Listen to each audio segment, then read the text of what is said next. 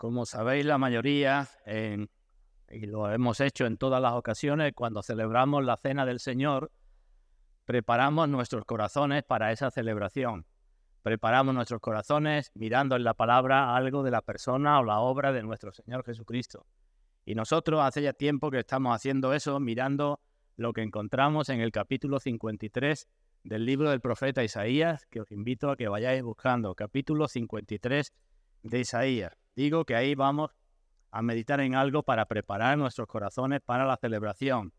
Como sabéis también, la mayoría estamos ya comentando, estamos llegando casi al final de ese capítulo, estamos por el versículo 11.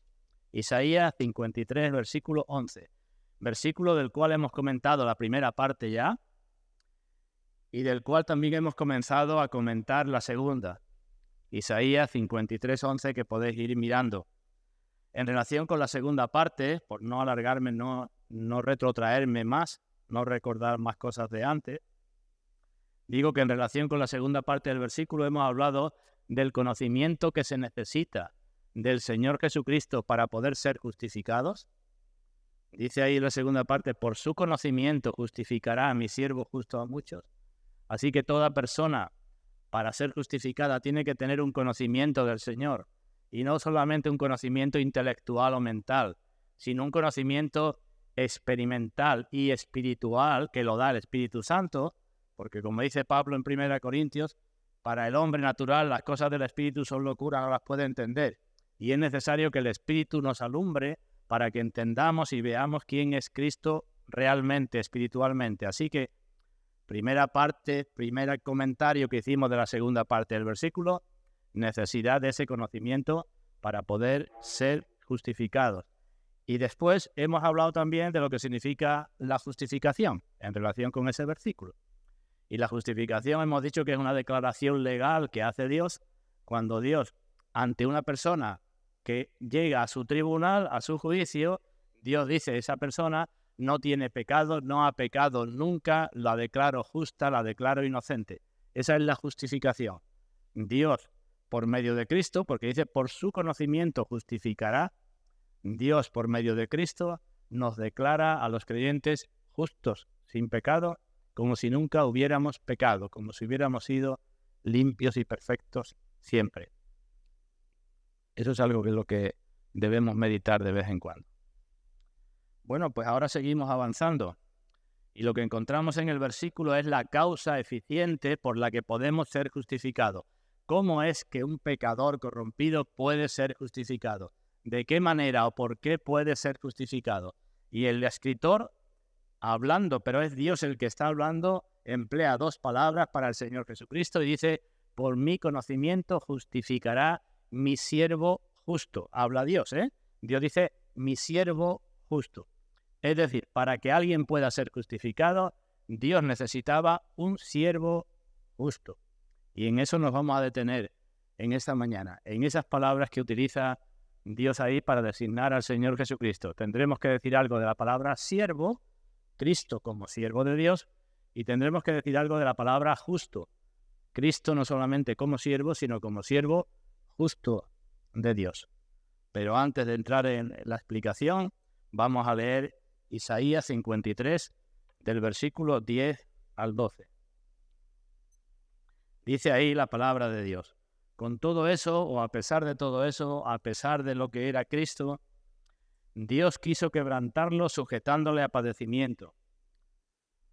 Después dice, cuando haya puesto su vida en expiación por el pecado, ya la puso, verá linaje, vivirá por largos días. Ahí habla del remanente, ahí habla de la resurrección de Cristo, y la voluntad de Dios será en su mano prosperada. La voluntad de Dios será ejecutada por medio de su mano.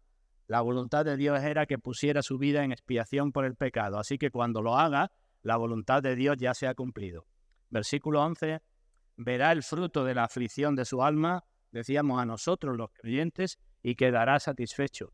A pesar de la aflicción de su alma, Cristo queda satisfecho cuando ve el fruto de esa aflicción. Y ahora, por su conocimiento, justificará mi siervo justo a muchos y llevará las iniquidades de ellos. Mi siervo justo justificará a muchos y lo hará llevando las iniquidades de ellos. Y por todo eso concluye diciendo: yo le daré, por tanto, parte con los grandes, y con los fuertes repartirá despojos, por cuanto derramó su vida hasta la muerte, y fue contado con los pecadores, habiendo él llevado el pecado de muchos y orado por los transgresores. Vamos a pedir la bendición del Señor y ahora comenzamos con el comentario. Vamos ahora. Padre nuestro, gracias te damos en esta mañana porque de nuevo nos permites reunirnos en tu presencia. Y gracias te damos porque podemos llamarte Padre la mayoría de los presentes por medio de tu Hijo, nuestro Señor Jesucristo, el cual, como hemos leído, fue tu siervo justo, que permite no solamente que seamos justificados, sino que seamos adoptados por ti como hijos, con todas las bendiciones que eso implica en nuestras vidas. Así que te damos muchas gracias en esta mañana por esas bendiciones espirituales que nos han alcanzado en tu Hijo. Te damos gracias por tu palabra, donde nos la muestra, y te damos gracias por tu Santo Espíritu, que es el que la inculca en nuestros corazones.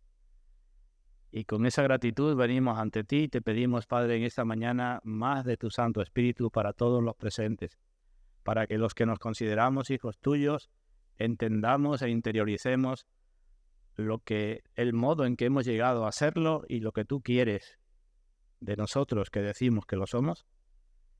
Y pedimos también por aquellos que aún no te conocen por distintos motivos y pueden estar engañándose a sí mismos, para que tú también, como hemos leído hace un momento, por medio de tu Santo Espíritu los convenza de pecado, de justicia, de juicio, y puedan también arrepentidos acercarse a ti, aceptar a tu Hijo y tú hacerlos nacer de nuevo para la gloria de tu nombre.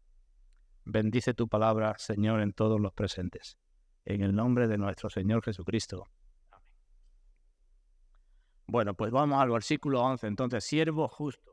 Es la primera vez en todo el capítulo que Dios utiliza esta palabra para designar a Cristo. Creo que no hay ninguna duda que en todo el capítulo está hablando de Cristo, ¿verdad? Y aquí, a pesar de que ya hemos visto muchas cosas, es la primera vez que habla de Cristo como su siervo. Pero no es la primera vez que lo hace en el libro del profeta Isaías. Si tenéis abierto en el versículo 13 del capítulo anterior, os dice que desde el versículo 13 del capítulo 52 hasta el final del capítulo 53, todo eso forma un cántico, el cuarto cántico del siervo. Hay 4 cánticos, 4 expresiones poéticas para ser cantadas, y estamos analizando la cuarta de ellas. Y en el versículo 13 del capítulo 52, el Señor dice de nuevo: he aquí que mi siervo será prosperado, será engrandecido y exaltado y será puesto muy en alto.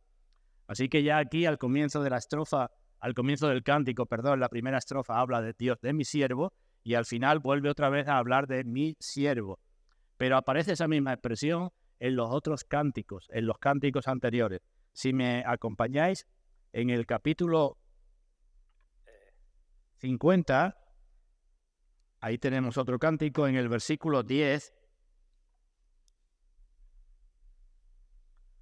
Digo que esto es otro cántico, lo podéis ver en casa, que el capítulo 50 habla el Señor de que no escondió su rostro de disputos y de injurias, pero que Dios lo sostenía. Bueno, pues en el versículo 10 dice: ¿quién hay entre vosotros que teme a Dios y oye la voz de su siervo?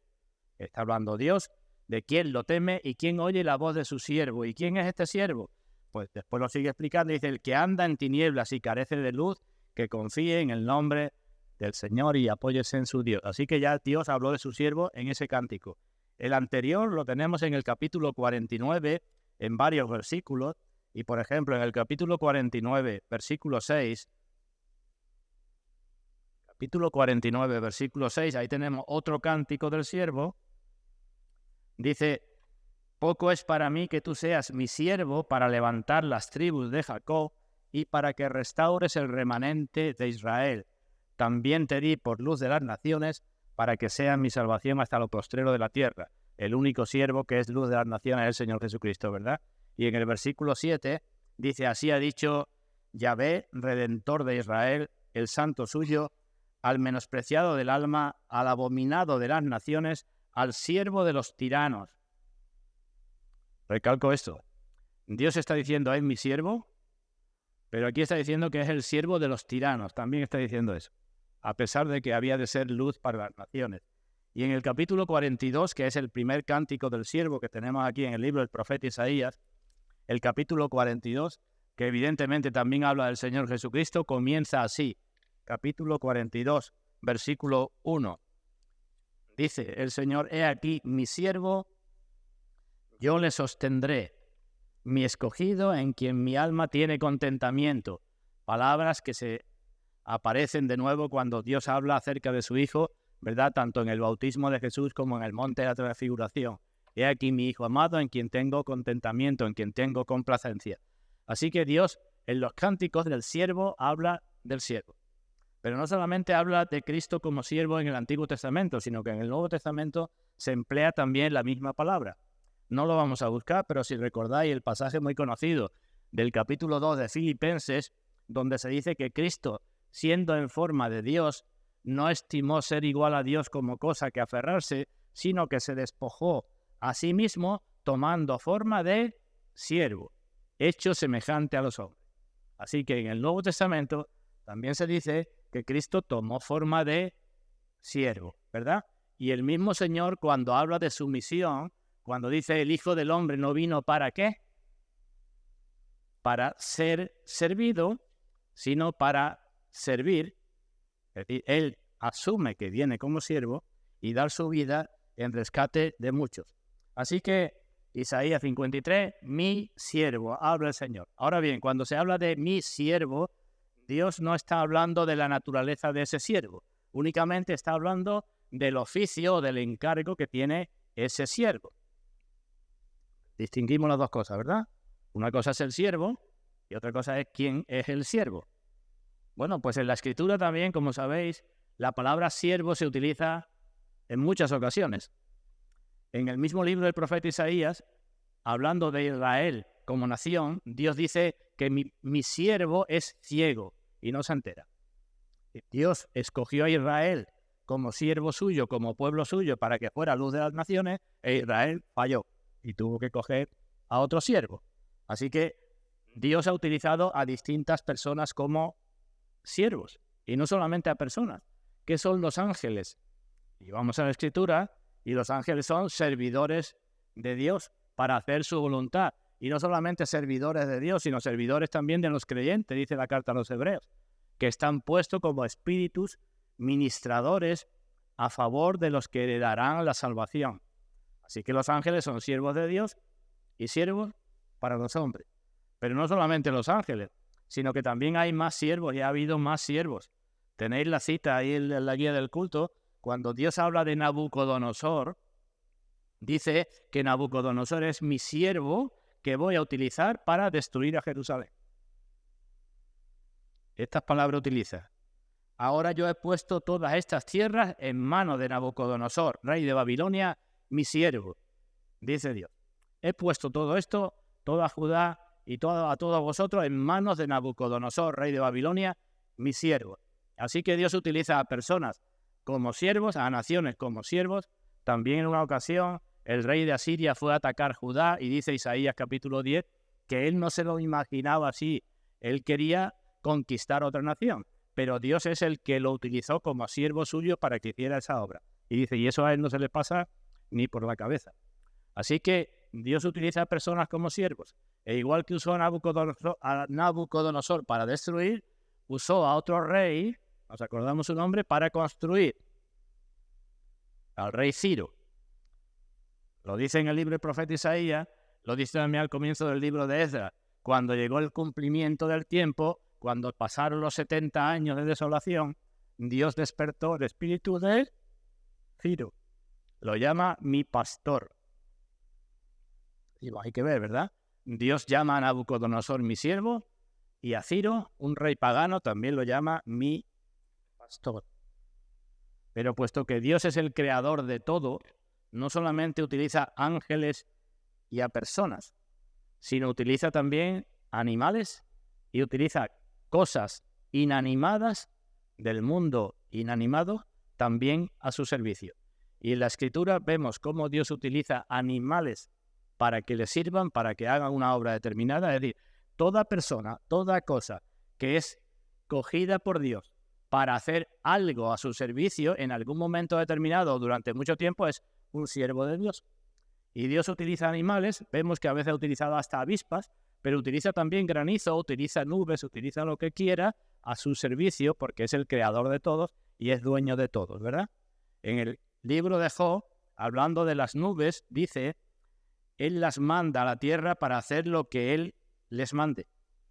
Unas veces por azote, otras por causa de su tierra, otras por misericordia las hará venir. Así que Dios trae las nubes, unas veces por castigo, otras veces por misericordia, otras veces porque la tierra lo necesita. Él es el que se sirve de todo y de todos.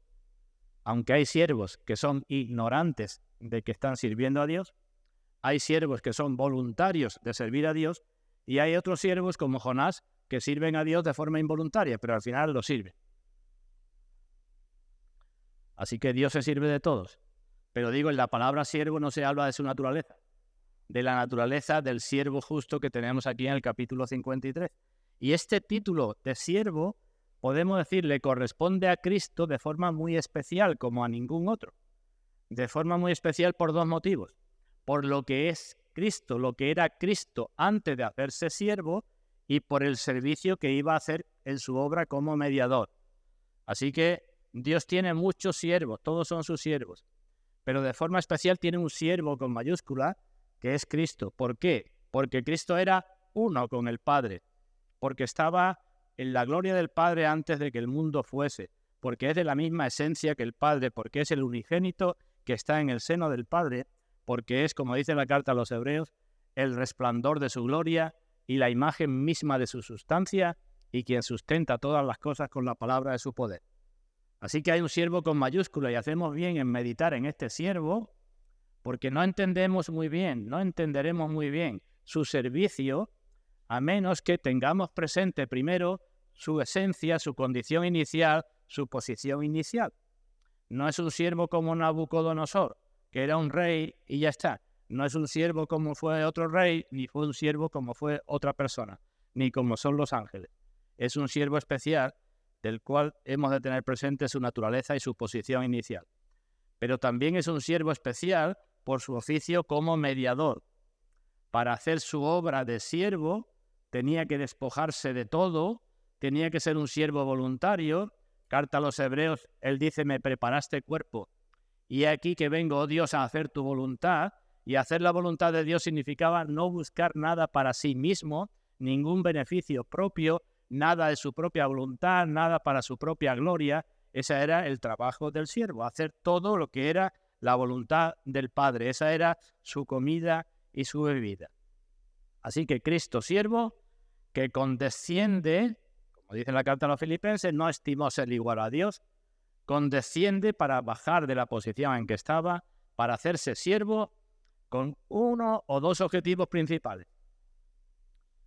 Se hace siervo para poder glorificar a Dios y se hace siervo para que el hombre pueda ser salvo.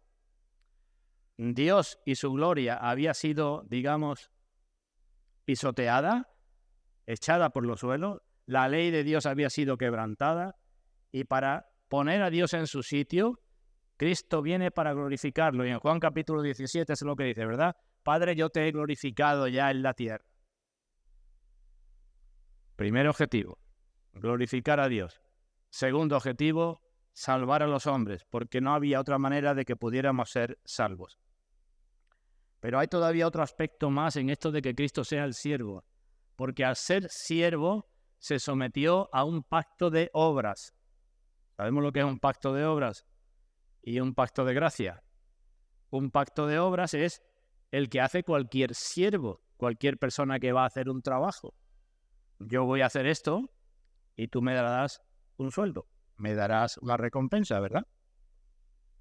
Así que Cristo se somete a un pacto de obras. ¿El primer Adán no se sometió también a un pacto de obras? Sí, ¿verdad? Dios le dijo a Adán, haz lo que quieras, pero de este árbol no comas. Ese era el pacto, porque el día que de él comieres ciertamente morirás. Y Adán dijo, bueno, no es tan grande ni tan importante lo que diga Dios. Adán quebrantó el pacto de obras y sufrió las consecuencias. Cristo, como el postrer Adán, se somete a un pacto de obra. ¿Qué pacto de obra? ¿Qué tenía que hacer? Pues he dicho antes, glorificar a Dios y hacer posible que el hombre fuera salvo. Y Cristo se somete a ese pacto de obra sabiendo que tenía que rendir cuentas, por así decirlo, delante del extremo rigor de la santidad y la justicia de Dios. Es decir, esta es mi obra, si no la hago a la perfección, es imposible que yo tenga la recompensa. ¿Y la recompensa de Cristo cuál es? Repito, por el gozo puesto delante de Él, glorificar a Dios. Eso era lo que Cristo miraba, y la salvación de las personas. Así que ese es el siervo, que se somete voluntariamente a un pacto de obra, al rigor de la ley de Dios, de la justicia de la ley de Dios. Por eso nace bajo la ley y se hace por nosotros maldición. El Hijo amado, el Hijo de su amor, quiso hacerse voluntariamente el recipiente de la ira del Padre. Y creo que debemos en más de una ocasión meditar en ambas cosas. Repito, la posición inicial de Cristo y el que se haga siervo voluntario, no para hacer cualquier obra, sino para hacer una obra perfecta, para glorificar a Dios y salvar al hombre. Y para eso era necesario que sufriera la ira de Dios. Él tuvo que bajar muchos escalones desde donde estaba para tomar la forma de siervo.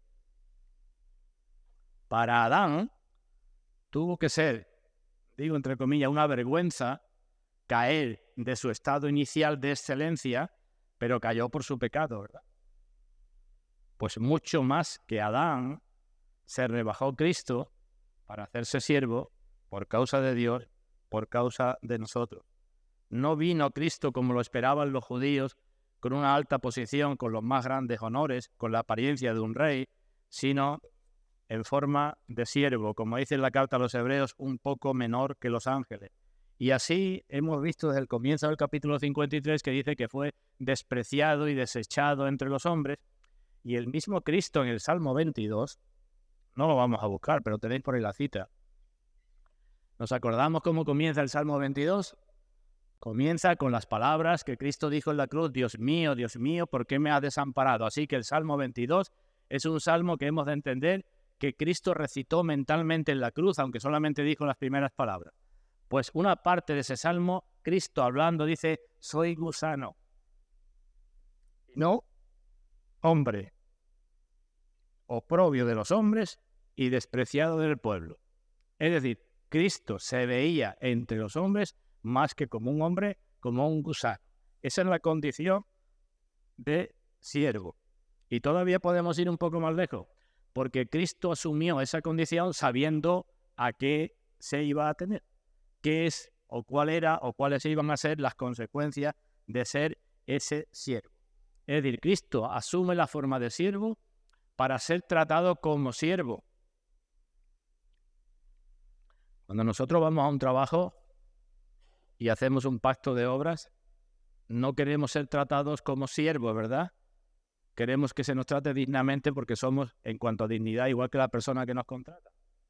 Pero Cristo asumió la forma de siervo, el carácter de siervo, para ser tratado como siervo. No solamente por Dios, sino también por los hombres, para que se pudieran cumplir en su persona todas las promesas de Dios.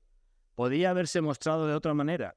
Nos acordamos cuando lo prendieron, lo que le dijo a Pedro, que Pedro quería defenderlo con la espada, y Cristo le dijo: Pedro, ¿no sabes que puedo decirle a mi Padre que mande más de 12 legiones de ángeles? Así que Cristo vino, asumió la forma de siervo. Siervo de Dios, fundamentalmente. Pero con ello, quedaos con esto que voy a decir. Siervo de Dios, pero al mismo tiempo siervo de los hombres, al mismo tiempo siervo de los que lo amaban y al mismo tiempo siervo de los que lo aborrecían. Ese es el carácter de siervo que él vino a asumir, que vino a tomar, sabiendo cómo era. Lo repito. Dios dice: mi siervo justo, siervo de Dios, pero siervo de los hombres, de todos los hombres, de los que querían y de los que no lo querían, de los que él venía a buscar y de los que no venía a buscar, de todos los hombres. Esa es la primera palabra que utiliza Isaías. Vamos con la segunda. Porque dice el Señor que la justificación es por medio de mi siervo justo. ¿Cómo entendemos esto? Pues hemos de saber que en Cristo hay una triple justicia. En Cristo hay una triple justicia que debemos saber distinguir, porque aquí se habla de la justicia del siervo, ¿verdad? Mi siervo justo justificará. ¿Qué triple justicia hay en Cristo? Pues en primer lugar, Cristo tiene una justicia esencial, divina, de su propia naturaleza, como una de las perfecciones de Dios, como uno de los atributos de Dios. Dios es justo, igual que es santo, igual que es misericordioso, igual que es luz, así que tiene una perfección infinita. Y esta justicia de Cristo como Dios no es la que se está considerando aquí cuando se habla de mi siervo justo, porque esa justicia esencial de Dios no se puede comunicar, igual que Dios no nos puede comunicar otros atributos suyos. No podemos ser justos con la justicia esencial de Dios. Esa justicia, por así decirlo, es como la gloria de Dios. Forma parte de la gloria de Cristo y Dios ha dicho, a otro no daré mi gloria. Así que hay una gloria esencial en Dios, una gloria esencial en Cristo, que esa no es la que se nos da. ¿Me entendéis? Del hombre caído, ¿qué es lo que se dice en la Escritura? Romanos capítulo 3. En cuanto a su justicia.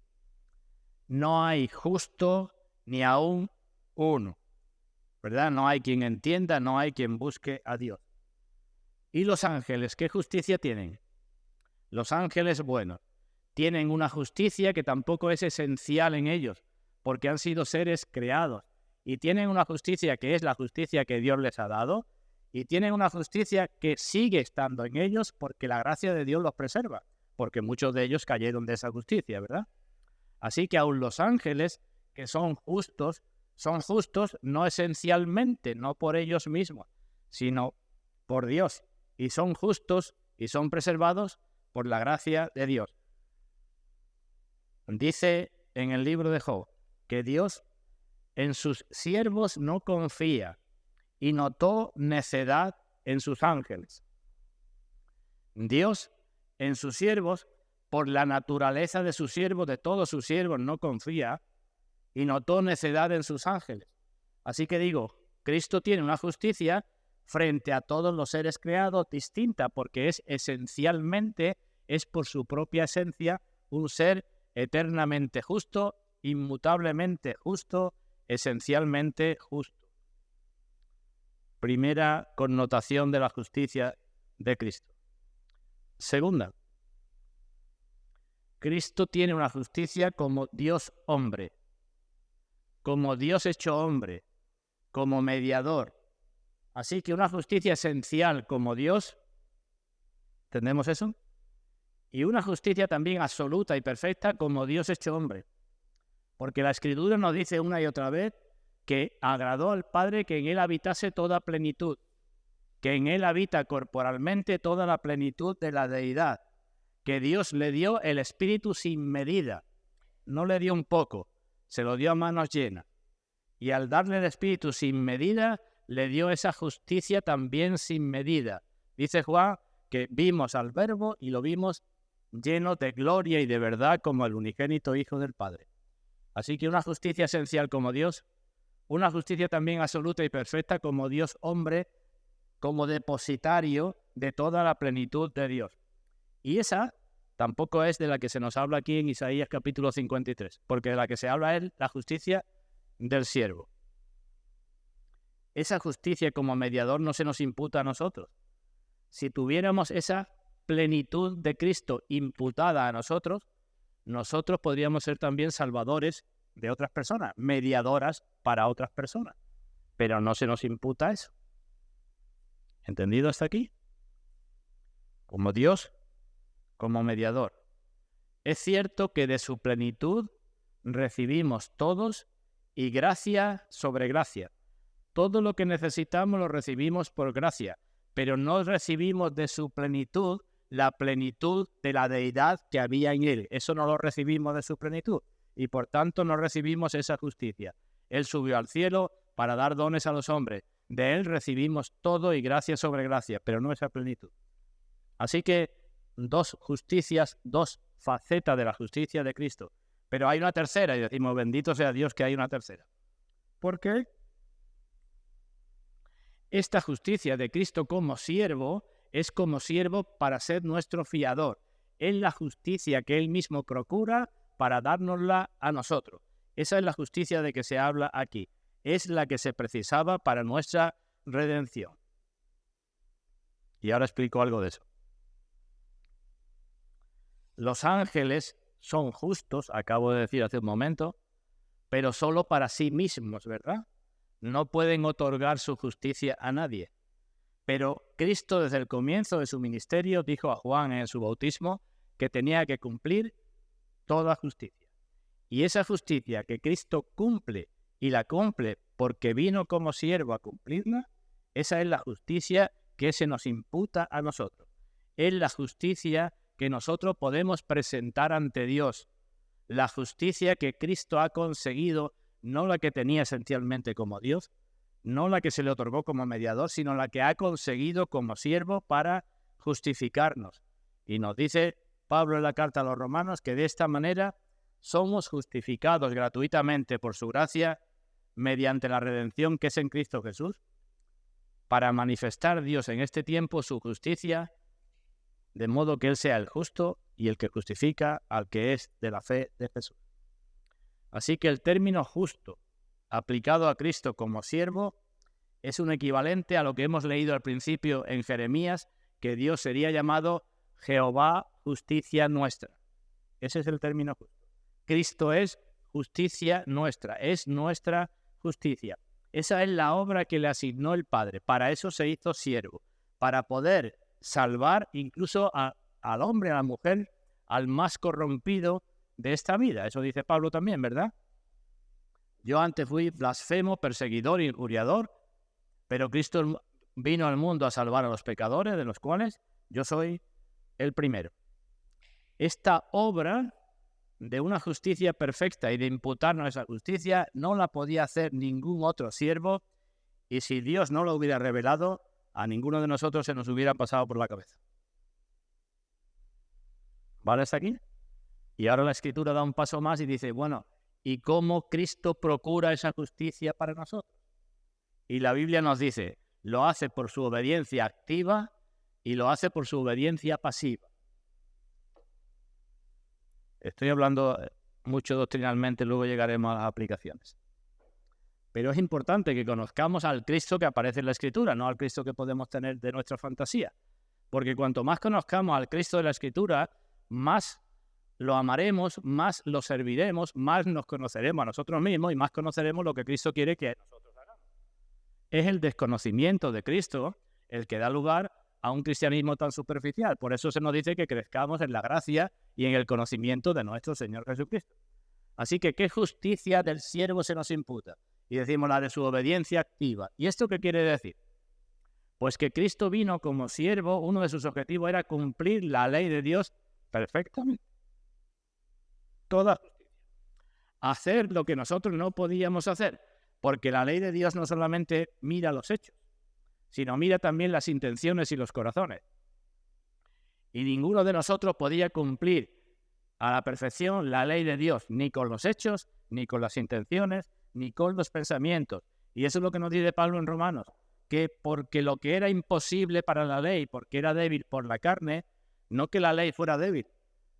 Nosotros éramos débiles por la carne y no podíamos guardar la ley.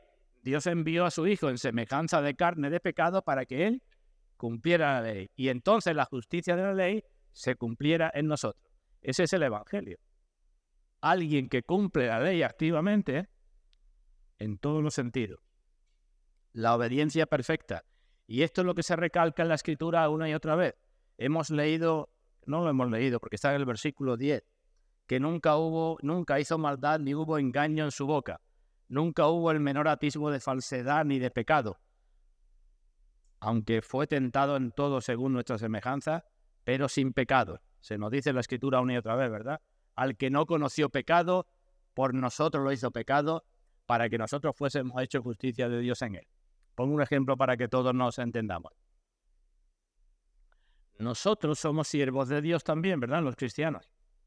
Pero somos como un vaso con agua, con barro en el fondo. ¿Qué es lo que pasa cuando el barro decanta? Decimos, el agua está limpia, ¿verdad? Pero cuando se agita un poco, pues toda el agua está llena de fango, de tierra, ¿verdad? Aquello no hay quien se lo beba. Eso somos nosotros. Se nos agita un poco y sacamos todo lo que tenemos dentro. Cristo fue un vaso de agua sin barro. Y aunque fue agitado mucho, incluso más que nosotros, ¿os acordamos? Getsemaní, mi alma está triste hasta la muerte, nunca se enturbió. Así hemos de entender la justicia de Cristo como siervo. Como siervo. Pero también hay una justicia por su obediencia pasiva, que también sabía que venía a ello. Es decir, tenía que ofrecerse como sacrificio para ser hecho maldición por nosotros. No solamente cumplir la ley activamente, sino que el castigo de la ley de Dios por el pecado cayera sobre él. Y eso también lo asume como siervo. Y esa doble obediencia es la que se nos imputa a nosotros. Solamente dice el Evangelio de Juan que Cristo inclinó la cabeza y entregó el Espíritu después de decir que, última palabra de Cristo en la cruz, consumado es. Cuando hizo toda la obra perfecta, entonces inclinó la cabeza y entregó el Espíritu. Ya no había más nada que hacer. Durante toda su vida obedeció la ley a la perfección, por dentro y por fuera, y al final de su vida obedeció la ley soportando el castigo de la ley. Y de esta obediencia pasiva ya hemos hablado muchas veces, y el capítulo 53 de Isaías habla bastante de ella. No es necesario que me detenga más en ella. Pero si tenéis abierto Isaías todavía. No hemos manejado mucho la Biblia. Pues leamos, por ejemplo, a partir del versículo 5. Nos está hablando aquí de su obediencia pasiva, mas él herido fue por nuestras rebeliones. ¿Eso qué es? La obediencia pasiva de Cristo, ¿verdad? Herido por nuestras rebeliones. Es decir, que si fue herido por nuestras rebeliones ya no se tendrán en cuenta para herirnos también a nosotros, ¿verdad? Molido por nuestros pecados, el castigo de nuestra paz fue sobre él, y por su llaga fuimos nosotros curados. Y sigue, todos nosotros nos descarriamos como ovejas, cada cual se apartó por su camino, y decimos, bendito sea Dios, que Dios cargó en él el pecado de todos nosotros. Y así sigue. Angustiado él y afligido, no porque tenía que cumplir activamente la ley, porque la ley para él era una delicia. Si los creyentes dicen, me deleito en la ley de Dios, Cristo, ¿cómo no se iba a deleitar en cumplir la ley de Dios, verdad? No en su obediencia activa, sino en su obediencia pasiva. Angustiado y afligido no abrió su boca, como cordero fue llevado al matadero, y como oveja delante de sus trasquiladores enmudeció y no abrió su boca. Así que resumo, siervo justo de Dios. No hay otro igual, otro siervo igual en su naturaleza. No hay otro siervo igual en su condescendencia, en lo que tuvo que bajar. No hay otro siervo que pudiera hacer esa obra. No hay otro siervo que, sabiendo que había que hacer esa obra, se atreviera a querer hacerla. Su justicia es esencial, su justicia es como mediador, y su justicia, la que se nos imputa, es por su obediencia activa y por su obediencia pasiva. Dejo eso ahí y entramos en las consideraciones o aplicaciones para nosotros. Podíamos sacar muchas, pero digo solamente 3. Una primera, mirando a Cristo como siervo. Nos ha quedado claro que Cristo es siervo, ¿verdad? He dicho antes, ¿siervo de quién? ¿Lo recuerdo? Siervo de Dios. Y por ser siervo de Dios, siervo de los hombres. ¿De qué hombres? De todos los hombres. De los que lo amaban y de los que lo aborrecían. Pues ahí tenemos la primera lección para nosotros, si queréis, hermanos. ¿Qué hemos de ser los cristianos? Y dice Pablo, téngannos los hombres por servidores de Cristo. No que tú te tengas por servidor de Cristo. Téngannos los hombres. Es decir, que cuando una persona te considere a ti y te conozca a ti, pueda decir de ti, este es un siervo del Señor. téngannos los hombres, porque si no, no hay forma de que los hombres me tengan por servidor de Cristo. Si yo no soy servidor de ese hombre, que me tiene que considerar a mí así, ¿verdad? Así que si Cristo es el siervo por excelencia, desde dónde vino y hasta dónde bajó para ser siervo, esto tiene que ser un acicate para nosotros, para que nos consagremos, nos dediquemos al servicio de Dios. Y teniendo presente que servir a Dios es servir a las personas. No es decir, me encierro en mi habitación y ya está, es ser siervo cada día de las personas, de los hermanos con los cuales me llevo bien, de los que con los cuales me llevo un poco peor y de aquellos fuera que pueden ser incluso mis enemigos. Siervo de todos. Eso es lo que se espera de nosotros. Que Dios diga mi siervo es grande, ¿verdad? Y nosotros tenemos que procurar decir yo soy siervo de Dios. Es lo que vemos que dijo David. En uno de sus salmos dice, yo soy tu siervo. Y como tal, elige y dice, mejor un día en tus atrios que miles fuera haciendo otras cosas. Eso es lo que dijo David, que era él. Y digo, es lo que debemos decir todo cristiano, yo soy tu siervo. Y por tanto, esto es lo que elijo. Esto es lo que elijo porque soy tu siervo. Pero ¿cuáles fueron las palabras de Pablo? ¿Queréis que las busquemos? Acompañadme a primera carta a Corintios capítulo 9. Pues las mismas que la de David. Las mismas que la de cualquier creyente, digamos, consagrado. Primera Corintios capítulo 9.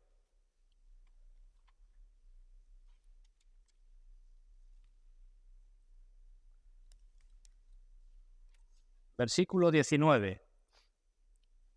Primera Corintios 9, 19. Pablo está hablando de que tiene que anunciar el Evangelio y que hay de él si no anuncia el Evangelio. Y dice, versículo 19, 1 Corintios 9, por lo cual, siendo libre de todos, me he hecho que siervo de todos, para ganar a mayor número. ¿Veis cuál era el objetivo de Cristo cuando vino como siervo? Glorificar a Dios, salvar a los hombres. ¿Cuál es el objetivo de Pablo? Glorificar a Dios y salvar a algunos, no porque él pudiera salvarlos, sino porque le llevaba el Evangelio. Y con ese objetivo me hago, dice Pablo, siervo de todos. Y después lo explica. Me he hecho a los judíos como judío, que tengo que estar con los judíos lavándome las manos antes de comer y no comiendo cerdo ni esto ni lo otro, pues yo me hago como judío a ver si puedo ganar a algún judío. A los que están bajo la ley, yo me pongo bajo la ley, no porque me salve cumpliendo la ley, sino a ver si gano a los que están bajo la ley. A los que están sin ley, me pongo al lado de ellos. Esto quiere decir, hermanos, a los que están, pongámosle el calificativo que queramos. A todo me he hecho de todos, para que todos de todos modos salve algo. Pablo dice, ¿desde cuándo dijo Pablo que era siervo del Señor? He dicho, David dijo, yo soy tu siervo, y por tanto prefiero hacer esto. Pablo dice, yo soy tu siervo porque me he hecho a todo de todos para ganar a alguno. ¿Desde cuándo entendió Pablo que era el siervo de Dios? Y decimos, desde que se convirtió. Cuando el Señor lo dejó ciego, él dijo, Señor, ¿qué quieres que yo haga? Muchos cristianos no entienden eso desde su conversión. Pero ser cristiano es ser siervo. No es otra cosa más que ser siervo. Y el que no quiera ser siervo no puede ser cristiano. ¿Qué dijo Samuel, el pequeño Samuel, cuando fue llamado por Dios? Habla, Señor, que tu siervo oye. Hemos de entender, metámonos esto en la cabeza, que cualquier servicio, por pequeño que sea, a Dios, a su pueblo o a su gente, o a la gente en general, ¿no dice el Señor lo que hiciste a uno de mis pequeños, a mí me lo hiciste? Cualquier servicio hecho a Dios es un honor mucho mayor que cualquier honor que nos pueda dar el mundo, que nos pueda dar la gente, que podamos obtener incluso por un camino de pecado. Podemos obtener honores, títulos, lo que sea, riqueza, pero cualquier servicio hecho a Dios es un honor mucho más grande poder decir soy siervo de Dios. Cristo no honró la grandeza, ni la pompa, ni a los reyes, ni nada de eso, sino honró la obediencia, la humildad, la mansedumbre. Y Cristo nos dejó ejemplo para que sigamos sus pisadas. No en ninguna deshonra andar tras de Cristo, andar tras de Pablo, tras de David y tras muchos otros. Siervos. Los que se alistan al ejército, ¿por qué lo hacen? Algunos, porque no tienen otra salida, ¿verdad? Pero los que verdaderamente lo hacen por su patria, consideran un honor defender a su patria, incluso dar la vida por su patria si es necesario, ¿verdad? Por eso muchos se meten en el ejército, ¿no? Es un honor para mí estar defendiendo a mi nación. Y si tengo que ir a una guerra y perder la vida, pues es un honor. Bueno, pues nosotros ¿qué somos? Y dice la Biblia, soldados de Cristo. ¿Quién es nuestro capitán de nuestra salvación? Cristo. Detrás de Cristo andamos, bajo su estandarte, bajo su bandera andamos. Y seremos más que vencedores si andamos en el camino de siervos. Esas son sus pisadas, ¿verdad? ¿Hay mejores palabras que podamos escuchar al final de nuestro día que estas? Bien, buen siervo y fiel. ¿Tú quieres otras palabras mejores para el final de tus días? Y hay cosa más asombrosa que estas palabras de Cristo, que dice, bienaventurados aquellos siervos a los cuales su Señor, cuando venga, halle velando. De cierto digo que se ceñirá y hará que se sienten a la mesa y vendrá a servirles. ¿Palabra más asombrosa que esa?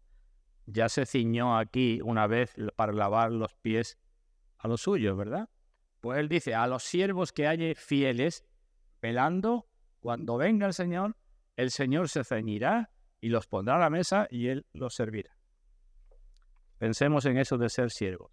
Otra aplicación con respecto a lo de ser justo, porque Cristo es el siervo, con mayúscula, justo. Como siervo justo quiero sacar dos aplicaciones. Primera, como modelo patrón a imitar. Si decimos que Cristo cumplió activamente y pasivamente la ley de Dios, ahí tenemos un modelo a imitar. También ahí hemos de seguir los pasos. Y si de la justicia de Dios se puede hablar muchas cosas, solamente voy a citar dos, para que la imitemos. Sinceridad en su espíritu de Cristo, inocencia en su conducta. Se espera de los cristianos, en imitación hasta donde puedan de la justicia de Cristo, hasta donde puedan, digo, que sean sinceros en espíritu e inocentes en su conducta. Así estaremos siguiendo las pisadas de Cristo. ¿Qué dice Isaías 53? Que nunca hizo maldad, ni hubo engaño en su boca. Digo sinceridad en nuestro espíritu. ¿Cuál es la primera parte de la armadura de Dios con que nos tenemos que vestir según Efesios capítulo 6? Estamos en una lucha espiritual, vestidos de toda la armadura de Dios. ¿Y qué es lo primero? Ceñíos vuestros lomos con la verdad. Cristo dijo, yo soy la verdad, ¿verdad? Los cristianos estamos llamados a ser verdaderos, a decir la verdad, a estar ceñidos siempre con la verdad. Vuestro hablar sea sí, sí, no, y se acabó. Dice Dios, libro del profeta Isaías, y esto se le olvida a algunos cristianos, ciertamente mi pueblo son hijos que no mienten. Así que cuando algún cristiano dice, bueno, una mentirilla, un esto, un lo otro, a ver si consigo trabajo, a ver si gano más dinero, Dios dice, son mi pueblo porque son hijos que no mienten. Y no solamente no mienten, sino que dice David en el libro de los Salmos que aborrecí todo camino de mentira. Eso es seguir las pisadas del Señor. Sinceridad, siempre sinceridad. No mienten, y no solamente no mienten, sino que aborrecen todo camino de mentira. ¿Por qué el cristiano tiene que aborrecer todo camino de mentira? ¿De dónde procede la mentira? De Satanás, que es el padre de mentira y es mentiroso y homicida desde el principio. Así que seguimos las pisadas del Señor con la verdad siempre por delante. En el Señor nunca hubo una vana apariencia, un doble objetivo, a ver si conseguía algo, a ver si la gente lo elogiaba por alguna cosa. Todo eso es falsedad, todo eso es apariencia, todo eso es hipocresía. Y lo que tenemos que buscar no es la aprobación, ni las palmaditas, ni el aplauso de los hombres, sino la aprobación de Dios. Imitación en su justicia. La otra faceta, digo, inocentes en nuestra conducta. ¿Cómo fue Cristo? Carta a los Hebreos. Sumo sacerdote, inocente, sin mancha. Así fue Cristo, ¿no? ¿Cómo se nos dice que hemos de ser nosotros? Os leo Carta a los Filipenses, capítulo 2. Haced todo sin murmuraciones ni contiendas, para que seáis irreprensibles y sencillos, inocencia en la conducta, hijos de Dios sin mancha, en medio de una generación maligna. Hemos de ser justos en nuestros caminos, fieles en nuestros tratos con las personas. Hemos de ser transparentes para que las personas vean maravillas. Hemos de ser niños en la malicia, pero maduros en el modo de pensar. Y hemos de estar vigilándonos siempre para eso. Eso significa imitar a Cristo en su justicia. Y ahora saco una última aplicación. Vemos a Cristo y vemos, es demasiado para nosotros, ¿verdad? Vemos lo que Cristo quiere de nosotros y decimos, es demasiado también para nosotros. Pero debemos sacar otra aplicación de Cristo como siervo justo, una que tiene que servir para nuestro consuelo y nuestro gozo siempre.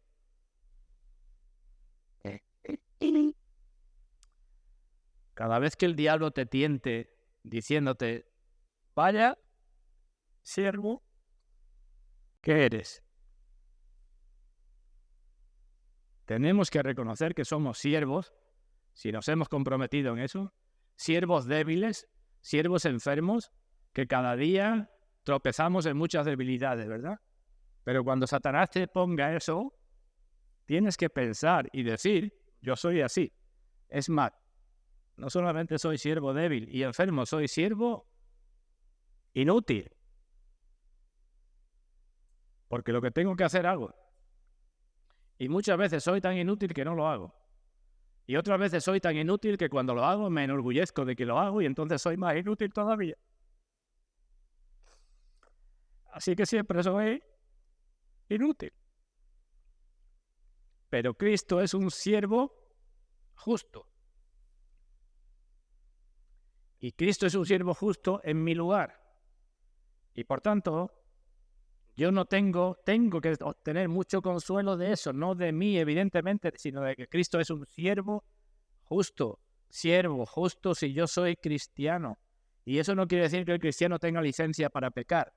Pero dice Juan, hijitos míos, estas cosas os escribo para que no pequéis. Pero si alguno peca, abogado tenemos para con el Padre. ¿Y quién dice? Jesucristo, el justo. No dice cualquier abogado. Jesucristo, el justo. Eso es lo que tenemos que meternos en la cabeza. Siervo para nosotros, pero siervo justo. En mi lugar, ya yo he obedecido ante Dios la ley perfectamente, activamente. Y ya la ley no me puede castigar por nada porque Cristo la obedeció también pasivamente. Y esto es lo que aparece en la Escritura una y otra vez, que el consuelo, los cristianos, lo tenemos que sacar siempre de Cristo, del siervo justo. Cuando se anunció en Zacarías su entrada en Jerusalén, decía el profeta, alégrate mucho, hija de Sión, da voces de júbilo, porque tu rey vendrá, Salvador, humilde, cabalgando sobre un asno. Nos acordamos, eso era la predicción de la entrada en Jerusalén. Pero dice, vendrá a ti justo y salvador. Tu rey vendrá a ti justo y salvador. Así que podemos confiar en quien Dios se complace, porque por medio de Cristo Dios se complace también en nosotros. En Cristo hay justicia suficiente para satisfacer la justicia de Dios, y en Cristo hay justicia suficiente para borrar todos nuestros pecados. Y decimos, bendito sea Dios por este que quiso ser siervo justo. Hacemos una última lectura en carta a los Hebreos, capítulo 3. Hebreos, capítulo 3. versículo 1.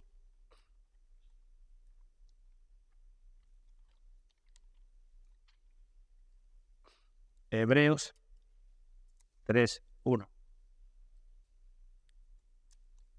Dice el escritor, antes en el capítulo 1, en el capítulo 2, ha hablado de la excelencia de Cristo, de la naturaleza de Cristo por encima de los ángeles, ha hablado de la salvación en Cristo, ha hablado en el capítulo 2 de que Cristo se rebajó hasta lo sumo para quitarnos del miedo a la muerte, y ahora en el capítulo 3, una vez que ha hablado del Cristo exaltado y del Cristo humillado, en el capítulo 3 comienza diciendo, por tanto, hermanos santos, participantes del llamamiento celestial, considerad al apóstol y sumo sacerdote de nuestra profesión, Cristo Jesús.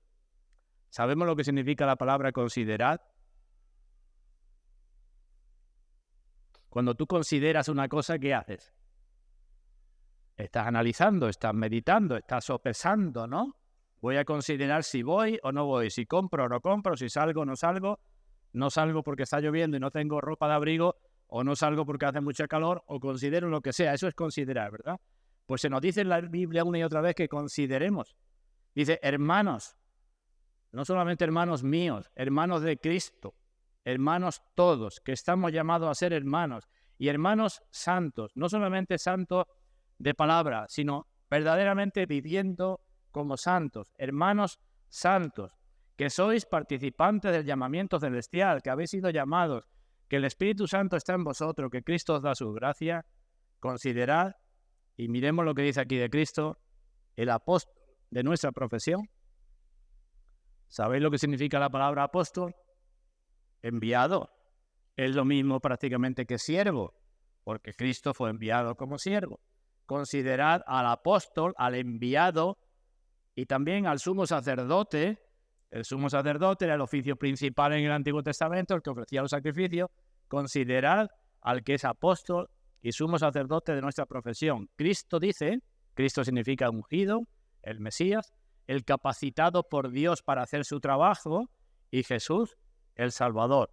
Pondrá por nombre Jesús porque salvará a su pueblo de sus pecados. Pues lo que nos dice es que lo consideremos. Que consideremos lo que es Cristo, que es el siervo justo, que es el apóstol, que es el sumo sacerdote.